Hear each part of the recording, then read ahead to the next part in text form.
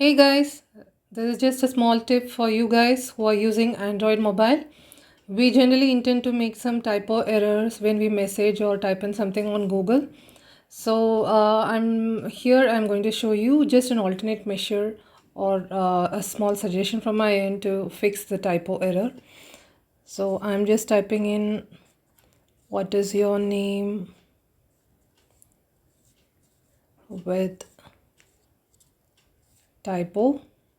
So now usually what we do is we just go in and then we just correct it. This is how we generally intend to do, but I will show you another alternate way for you to fix it. Just you need to use the space bar underneath. You just need to glide in, right?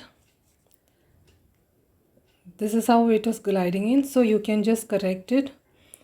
You just need to glide in where the error is. Yeah, so you're there. So this is just a small tip from me for you guys. Hope this is useful for you.